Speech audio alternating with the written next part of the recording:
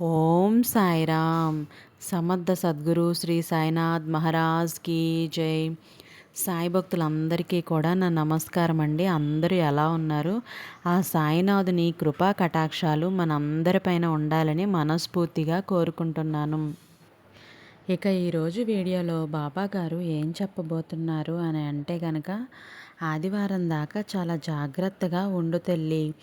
ఒక వ్యక్తి పొంచు వేశాడు, కాపు కాశాడు, అదును దొరికితే నిన్ను ముంచేయాలని చూస్తున్నాడు. ఆ వ్యక్తి ఎవరో తెలుసుకో. అంతదాకా కూడా జాగ్రత్త పడు. ఎందుకంటే నీ పక్కన మంచి వాళ్ళతో పాటు చెడ్డ వాళ్ళకు కూడా చోటిచ్చావు. అందుకే ఈరోజు ఈ పరిస్థితి నీకు రాబోతుంది. అందరూ కూడా నా వాళ్ళే కదా, అందరూ మంచి వాళ్ళే కదా అంటూ అందరినీ సులభంగా నమ్మేశావు. అందరికీ నీ పక్కన నీ మనసులో చోటు ఇచ్చేశావు. ఈరోజు వాళ్ళు అదే అదును తీసుకొని నిన్ను పాతాళానికి తొక్కేయాలని చూస్తున్నారు. నీ ఎదుగుదలను కిందకి లాగాలని చూస్తున్నారు. నిన్ను అపకీర్తి పాలు చేయాలని చూస్తున్నారు. నీ మీద అపప్రచారం చేయాలని చూస్తున్నారు. అంతేకాదు, ఘోరంగా నిన్ను మోసం చేయాలని, ముంచేయాలని చూస్తున్నారు. జాగ్రత్త. ఈ క్షణంలో నువ్వు ఏమాత్రం కూడా నిర్లక్ష్యంగా ఉన్నా, అజాగ్రత్తగా ఉన్నా పశ్చాత్తాపడతావు, బాధపడతావు. వారి చేతుల్లో ఘోరంగా మోసపోతావు. జాగ్రత్త. ఈ 4 రోజులు జాగ్రత్తగా ఉండు బిడ్డ. నిజంగా నువ్వు గనుక ఏమాత్రం నిర్లక్ష్యంతో ఉన్నా ఇక అది నీ తలరాతే అనుకోవాలి. ఆ తర్వాత అది నీ కర్మే అంటూ బాబాగారు ఈరోజు ఒక హెచ్చరికతో కూడినటువంటి సందేశంతో వచ్చారండి.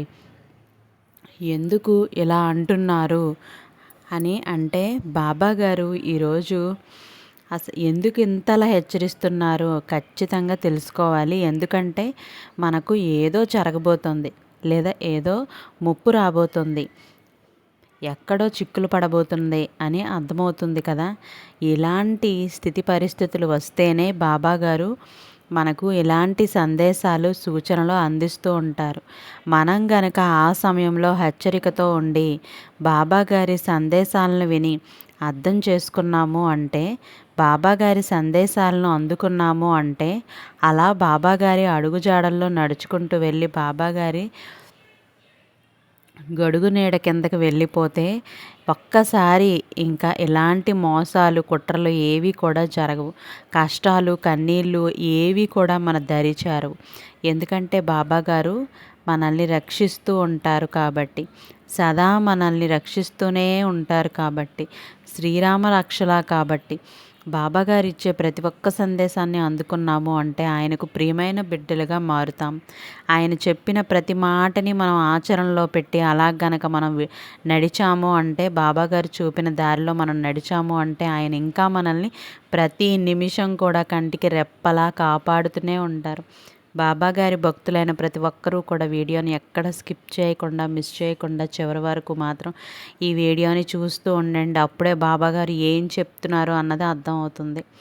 బాబాగారి సందేశాలను మనం వినగలుగుతున్నాం, అందుకోగలుగుతున్నాం, అడుగు జాడల్లో నడవగలుగుతున్నాం.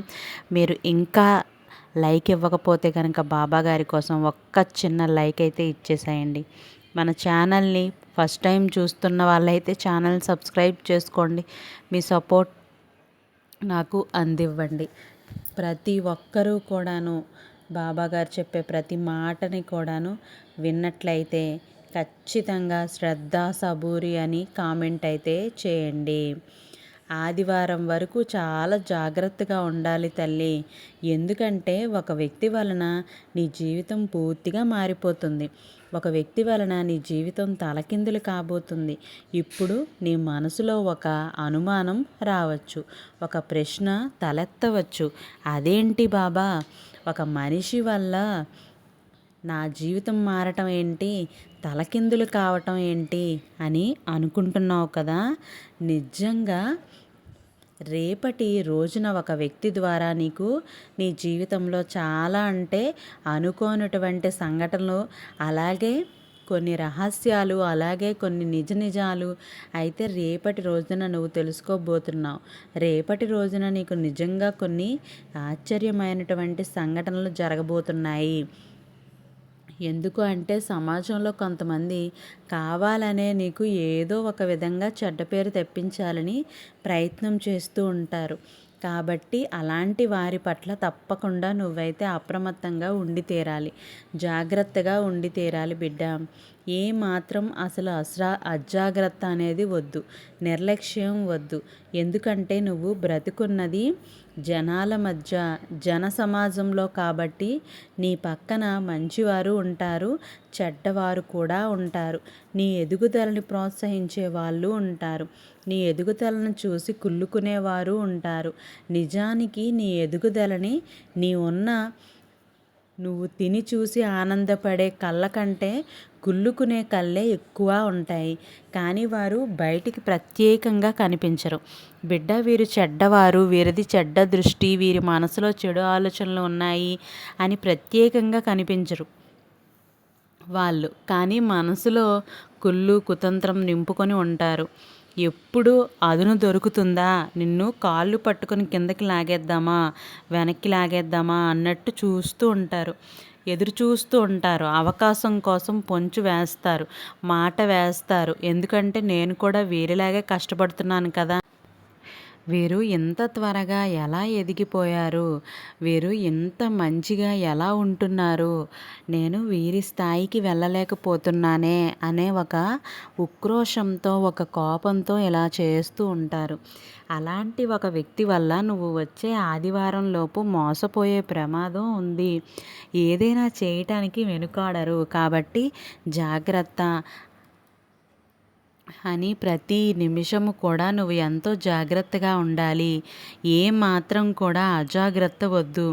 తల్లి ఏదో ఒక విధంగా నీకు చెడ్డ పేరు తప్పించాలని ప్రయత్నిస్తూ ఉంటారు. కాబట్టి అలాంటి వారి పట్ల నువ్వు తప్పకుండా అప్రమత్తంగా ఉండి తీరాలి. ఈ అవకాశం నువ్వు కానీ వదులుకున్నావు అంటే, ఎందుకంటే ఒకవేళ ఈ అవకాశం ఇచ్చినట్లయితే గనుక నిన్ను సమాజంలో చెడ్డవారిగా చిత్రీకరించడానికి, వారు మంచిని పొందాలని చెప్పి మంచిగా అంటే నలుగురిలో కూడా మంచిగా వారికి వచ్చేటటువంటి మంచి పేరును వాళ్ళు పొందాలని చెప్పి చూస్తూ ఉన్నారు. మంచి పేరు కాకపోయినా పర్వాలేదు. మీరంటే ఏంటో, మీ నడవడిక అంటే ఏంటో నీకు మాత్రమే తెలుసు. అలాగే నీ చుట్టూ ఉన్నవారికి, నీ అయిన వాళ్ళకి తెలుసు. అలాగే నీ కుటుంబ సభ్యులకు కూడా తెలుసు. కనుక కనీసం వారిలోనైనా సరే నువ్వు మంచి అని అనిపించుకునే విధంగా నీ ప్రవర్తన అయితే ఉండాలి. ఇక అలాగే రేపటి రోజున ఎవరైతే ఉద్యోగాలు చేస్తూ ఉన్నారో నీ యొక్క పై అధికారుల నుండి గొప్ప ప్రశంసలు అన్నవి నీకు దొరకబోతున్నాయి. అలాగే నువ్వు పనిచేస్తున్నటువంటి చోట నీ మీద చాలా విధాలు అంటే కక్ష సాధింపు చర్యలు అన్నవి జరగబోతున్నాయి. నీ చుట్టూ ఉన్నవారు కానీ, లేదంటే నీతో పాటు పనిచేసేవారు కానీ, నీ అయిన వాళ్ళు, నీ స్నేహితులు, నీ బంధువులు, వీరిలో చాలామంది ఉన్నారు తల్లి. కాబట్టి వాళ్ళు కూడా కాపు కాసుకొని మిమ్మల్ని ఏదైనా కానీ ఏదో ఒకటి చేసి సరే మిమ్మల్ని అవమానపరిచి అయినా సరే వారు పై అధికారుల నుండి ప్రశంసలు దక్కకుండా చేయాలని వారు చాలా విధాలుగా శతప్రయత్నాలు చేస్తూ ఉన్నారు. అయితే ఆ ప్రయత్నం మొదలుపెట్టారని చెప్పాలి. కాబట్టి వారి ప్రయత్నాలు నువ్వు తిప్పికొట్టే విధంగా చేయాలి. నువ్వు అలా అయితే తప్పకుండా ఉండి తీరాలి. వారికి ఒక గుణపాఠాన్ని అయితే నువ్వు తప్పక చెప్పి తీరాలి బిడ్డ. నువ్వైతే మెతకతనంగా ఉన్నావు అంటే చిక్కులు తప్పు. ఎందుకు అంటే ఉన్నది ఏదైనా ఉన్నట్టు మాట్లాడటం నేర్చుకో. ఎవరైనా నీకు చెడు చేస్తున్నారు, హాని చేస్తున్నారు, మోసం తలపెడుతున్నారు అంటే వారి ఎత్తులను పై ఎత్తులను తిప్పికొట్టే విధంగా ఉండాలి. అంతేకాని వారు నా మీద ఎలా చేస్తున్నారు అంటూ లోపల నువ్వు మదన పడిపోతూ బాధపడిపోతూ నేను ఏదైనా చేస్తే వారు నన్ను ఏదైనా అంటారా అని భయపడిపోతూ ఇలా మెతకతనంతో ఉన్నావంటే నువ్వు జీవితం సాగించలేవు బిడ్డ. కొంచెం తిరగాలి, గట్టిపడాలి, ఎదురు తిరగాలి. అన్ని చోట్ల మంచితనం పనికిరాదు. ఎక్కడ నీ మంచితనం వాడాలో అక్కడ మాత్రమే వాడు. లేకపోతే చిక్కుల్లో పడతావు తల్లి. కాబట్టి కొన్ని విషయాల్లో కొంచెం కఠినంగా అయితే నువ్వు ఉండి తీరాల్సిందే. ముందుగా నీ మీద నువ్వు నమ్మకాన్ని పెంచుకోవాలి. అప్పుడు ఆ వ్యక్తి వల్ల తలదించుకునే విధంగా నువ్వు చేయవచ్చు. లేదంటే చేయలేవు. పిరికితనంతో వెనక్కి ఉండిపోతావు. నీకు తెలుస్తుంది వారు చేసేది మోసమని తెలుస్తుంది, చెడు చేస్తున్నారని తెలుస్తుంది, కీడు చేస్తారని తెలుస్తుంది, హాని తలపెడుతున్నారని తెలుస్తుంది. కానీ ఎదిరించలేవు. ఇది తప్పు అని చెప్పలేవు. ఇలా చేయకండి అని వారించలేవు. కాకుండా అలా ఉండకుండా కొంచెం కఠినంగా ఉండాలి. నీ మీద నీకు నమ్మకం ఉంటే వారిని తలదించుకునేలాగా నువ్వు చేస్తావు. చెప్పా కదా, ఎవరైతే నువ్వు ఎక్కువగా నమ్మావో ఆ వ్యక్తి కొంత నిన్ను బాధ పెట్టే విధంగా అయితే ఉన్నారు తల్లి. అలాగే ఇంకొంత విషయం ఏంటంటే, ఇంకొక వ్యక్తి నీకు ఒక చక్కటి సలహా ఇచ్చి నీ జీవితాన్ని మార్చబోయే విధంగా అయితే నీకు మంచి సలహా అయితే ఇవ్వబోతున్నారు. అలాగే చెప్పాను కదా, నీతో పాటు మంచి వాళ్ళకి చోటు ఇచ్చావు, చెడ్డవాళ్ళకి చోటు ఇచ్చావని. చెడ్డవాళ్ళు పైకి నవ్వుతూ నటిస్తూ ఉంటారు. నువ్వు ఏదైనా ఎదగటానికి ప్రయత్నాలు చేస్తూ ఉంటే అది బాగాలేదు, ఇది బాగాలేదు, అటు వెళ్ళకు అని అడ్డు ప్రయత్నం చేస్తూ ఉంటారు. అడ్డుపుల్ల వేస్తూ ఉంటారు. కానీ మంచి వాళ్ళు ఏంటంటే, నువ్వు ఏదైనా ఒక పని చేయాలని మొదలు పెడుతూ ఉంటే, ఇది బాగుంది చెయ్యి, ఇంకా నువ్వు ఇలా చేయి, ఇంకా బాగుంటుంది, అలా చేయి, ఇంకా బాగుంటుంది అని నీకు సలహాలు ఇస్తారు. అలాంటి ఒక వ్యక్తి కూడా నీ జీవితంలో నీకు ఒక మంచి సలహా అయితే ఇవ్వబోతున్నారు. అలాగే బాగా దూర ప్రాంతం నుండి నీ కోసం ఒక శుభవార్త కూడా ఎదురు చూస్తూ ఉంది. బిడ్డ, ఈ వార్త కోసం, ఈ శుభవార్త కోసం నువ్వు ఎన్నాళ్ళగానో ఎదురు చూస్తున్నావు. అదే ఆ శుభవార్త. నువ్వు కోరుకున్న శుభవార్తే నీకు అందబోతుంది.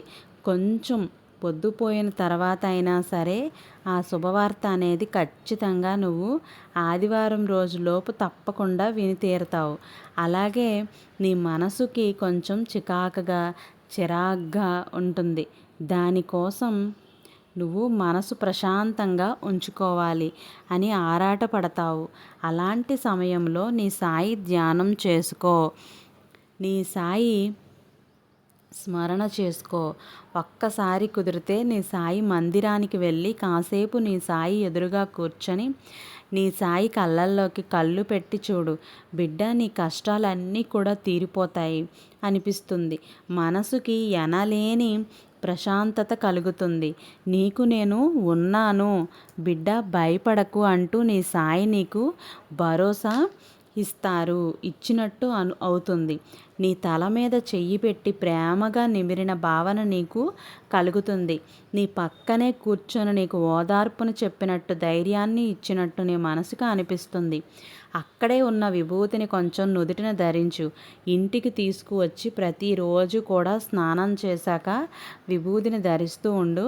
నీ మనసులో ఉన్న చిరాకులు అన్నీ కూడాను తొలగిపోతాయి. ఎవరైనా ఇలాంటి చెడు వ్యక్తులు, దుష్ట వ్యక్తులు నీ మీద కుతంత్రాలు చేయాలి అని చూసినా కూడా అవి ఫలించకుండా చేస్తాడో నీ సాయి. కాబట్టి ఈ విధంగా అయితే నువ్వు తప్పకుండా చేసుకో బిడ్డ.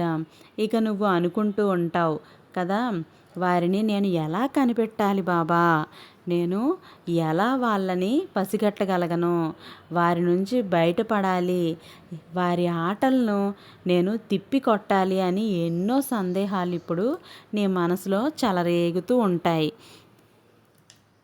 కదా తల్లి. చెప్పాను కదా, నీ జీవితంలో మంచివారు ఎవ్వరు, చెడ్డవారు ఎవరు అంటే నువ్వు చేస్తున్న మంచి పనుల్ని చెడగొట్టే ప్రయత్నం ఎవరు చేస్తున్నారో, ఆ పని బాగాలేదు, నువ్వు అటు వెళ్ళకు, ఇటు వెళ్ళకు అని ఎవరైతే చెప్తారో నువ్వు సరిగ్గా వేస్తున్న అడుగుల్ని కూడా మంచి దారిలో పెట్టనివ్వకుండా చేస్తారో, వేస్తున్న అడుగులన్నింటినీ కూడా ఆ దారి మళ్లించాలి, అడుగులను వెనక్కి తిప్పాలని ఎవరైతే ప్రయత్నం చేస్తూ ఉంటారో, వెనక్కి లాగాలని చూస్తుంటారో అలాంటి వారు చెడ్డ ఆలోచనలతో ఉన్నారని గుర్తించు. పైకి నటిస్తారు, మంచిగానే ఉంటారు. నీ మనసుకి తెలుసు. నీ మనసును ఒక్కసారి అడుగు, నేను చేస్తున్న పనే సరైనదేనా అని చెప్పి.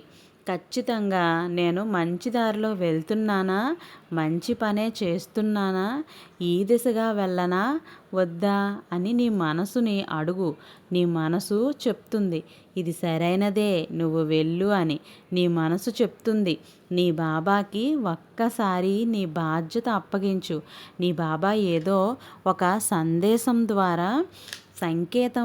సంకేతం ద్వారా నువ్వు వెళ్తున్న దారి సరైనదా కాదా నీ బాబా నిర్ణయిస్తారు, నీకు చూపిస్తాడు. అలాంటి దారిని వారు చెడగొట్టే ప్రయత్నం చేస్తున్నారంటే వారు నిన్ను మోసం చేయాలని, నిన్ను వెనక్కి లాగాలని చూస్తున్నారని అర్థం చేసుకో. ఎవరైతే నీతో ఉన్నవారే ఉంటారో, నువ్వు ఎదగాలని నేను ఈ ప్రయత్నం చేస్తున్నాను, ఇటువైపు అడుగులు వేస్తున్నాను, ఇక మంచిదా కాదా అని నీ మనసులోని మాట వారితో చెప్పినప్పుడు ఇది చాలా బాగుంది, ఇది మంచి నిర్ణయం, నువ్వు ఇంకా దీనికంటే ఇంకా ఎలా చేసుకో, ఇంకా అద్భుతంగా ఉంటావు అని చెప్తారు. నీ మనసుకి మంచి దారి అనిపించింది, నీ బాబా చూపించిన దారిని వారు కూడా మంచిగా ఉందని ఎవరైతే నిన్ను ప్రోత్సహిస్తారో, ఆ దిశ వైపు నిన్ను నడిపిస్తారో వారు నీ స్నేహితులు, నీ మేలు కోరేవాళ్ళు అని అర్థం చేసుకో. ఇది చిన్న తేడా అంతే బిడ్డ. నువ్వు అర్థం చేసుకోవటంలో, చూడటంలో, కనిపెట్టడంలో ఉంది నీ సత్తా అంతా కూడా. ఇక్కడ నీ సత్తాని నువ్వు రుజువు చేసుకో. ఇక వారు అలాంటి వారు అని తెలిసినప్పుడు వారితో ఏమీ చెప్పకు. నీ సొంత విషయాలు చెప్పకు. నువ్వు ఏం చేస్తున్నావో చెప్పకు. నీ ఎదుగుదల గురించి కూడా చెప్పకు. నీ కుటుంబ విషయాలు చెప్పకు. నీ సొంత విషయాలు చెప్పకు. మామూలుగా మాట్లాడి పలకరించి వదిలేసాయి. అంతేకాని వారికి ఎక్కువ విలువని ఇచ్చి ప్రతి ఒక్క దాంట్లోనూ సింహాసనం వేసి కూర్చోబెట్టకు. మెల్లిగా తప్పుకోవడానికి ప్రయత్నించు. గొడవలు వద్దు, కొట్లాటలు వద్దు, అరుపులు వద్దు, తిట్టడం వద్దు, మందలించడం వద్దు. వీరు ఇలాంటి వ్యక్తి, ఇతని మనసులో ఇలాంటి వ్యక్తిత్వం ఉంది, ఇలాంటి ఆలోచనలు ఉన్నాయి, ఇలాంటి భావనలు ఉన్నాయి అని అర్థమైతే వారికి దూరంగా ఉండటమే. ఇంతకు మించి నువ్వు చేయాల్సింది ఇంకేమీ లేదు. నేను చెప్పాను కదా, ఒక్కసారి నీ సాయి మందిరానికి వెళ్ళిరా, అంతా నీ సాయే చూసుకుంటారు అని వెనక నేను ఉన్నాను బిడ్డ. ఇది నిన్ను భయపెట్టాలనో బెదిరించాలనో చెప్పడం అయితే లేదు. తల్లి నీ సాయి ప్రతి నిమిషం, ప్రతి క్షణం నీ వెంటే ఉంటాడు. కానీ రాబోయే రోజుల్లో నీకు ఇలా జరగబోయే అవకాశం ఉందే, ఇలా జరగబోయే ప్రమాదం ఉంది, జాగ్రత్త. తెలిసి తెలియక తప్పటడుగులు వేయకు. తెలిసి తెలియక ఏది మాట్లాడకని హెచ్చరించే ఉద్దేశం మాత్రమే. ఇది నీకు బాధ ఎక్కువైనా భరించలేని కష్టం ఉన్నప్పుడు, దిక్కు తోచనప్పుడు, దారి తోచనప్పుడు నీ సాయి నీ పక్కనే ఉండి నిన్ను నడిపిస్తాడు. ఏ కష్టం కూడా నిన్ను దరిచేరనివ్వడు. నువ్వు ప్రశాంతంగా ఉండు. కాకపోతే నువ్వు దుడుకుడుతనంతో, తొందరపాటుతనంతో ఏ పనులు చేయకు, ఏది మాట్లాడకు, ఏమీ నిర్ణయాలు తీసుకోకు. ఇదొక్కటే చెప్తున్నాను. అది కూడా నీ తండ్రిగా, ఒక బాధ్యత కలిగిన తండ్రిగా నా ఆశీస్సులు నీ మీద ఎప్పుడూ ఉంటాయి బిడ్డ అంటూ ఈరోజు బాబాగారు చాలా అద్భుతమైన సందేశాన్ని అందించారండి. ఐ హోప్ ఈ వీడియో మీకు నచ్చే ఉందని భావిస్తున్నాను. ప్రతి ఒక్కరూ కూడాను శ్రద్ధ సబూరి అని కామెంట్ చేయండి. ఇంకా లైక్ చేయని వాళ్ళు వెంటనే లైక్ అయితే చేయండి. ఓం సాయిరాం. రేపటి సాయివాకుతో మళ్ళీ కలుద్దాం. సర్వేజన సుఖినో భవంతు. Thank you for watching.